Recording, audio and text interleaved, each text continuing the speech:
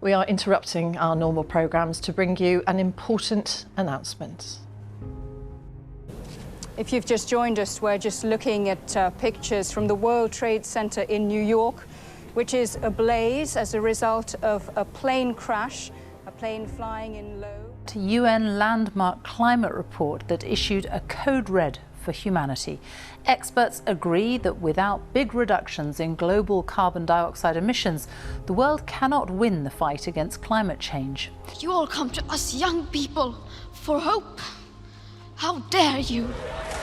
Until today, the so-called God particle, the key to our understanding of the universe, existed only in theory, but not anymore.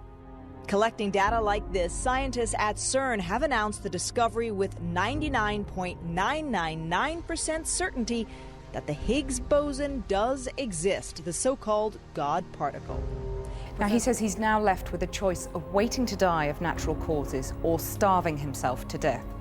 Tony Nicklinson suffers from locked-in syndrome. His healthy mind is trapped inside a body which no longer functions.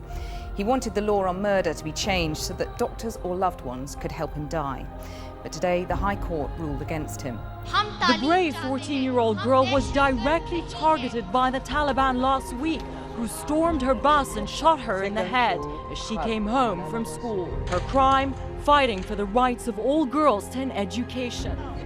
Family units is what is going on in our society. Parental consent. Parental consent. They are not teaching 4-year-olds how to have sex. They're not teaching 4-year-olds how to be gay. They are teaching 4-year-olds that gay people exist. Tonight, the major arrest in a gruesome series of murders. 3 people killed, 2 others shot. Prosecutors saying the victims were targeted because they were gay or transgender. Employers are now able to stop their staff from wearing religious headdresses as well as other religious clothes and symbols, anything from a Christian crucifix to a Hindu bindi. We are coming every year to bring the people to see, to witness by themselves, in their own eyes, and to see the barracks, to see the places that millions were murdered, in order to say never again. There's been international condemnation of China after the BBC reported claims that women in so-called re-education camps for the Uyghur Muslim minority are being raped and tortured. Bobby Joe Long, who murdered 8 women in 1984, was executed tonight at the Florida State Prison. He was pronounced dead at 6:55 p.m. 250,000 people protested against tightening rules against the unvaccinated. They say liberty is at stake. It's their body, their choice. Well, now the Advertising Standards Authority is to crack down on ads that feature stereotypical gender roles. A review carried out by the ASA has suggested that these commercials have a cost. The church backed a proposal to allow gay marriages to take place in its churches by just 1 vote. The motion is therefore carried. Dramatic new video tonight capturing the moments just after 2 gunmen stormed the offices of the satirical newspaper Charlie Hebdo last week in Paris. With the statue of a 17th century slave trader pulled down in Bristol.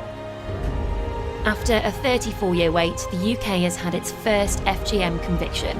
Sponsoring a bill that could have women facing the death penalty for having an abortion. I cannot breathe. He's a grown, tough guy. Unprecedented and even irreversible changes are happening to this planet.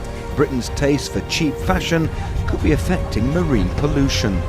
As ever, it's the civilians who are paying the highest price. The UN has expressed fears of a full-scale war. Birth control for men.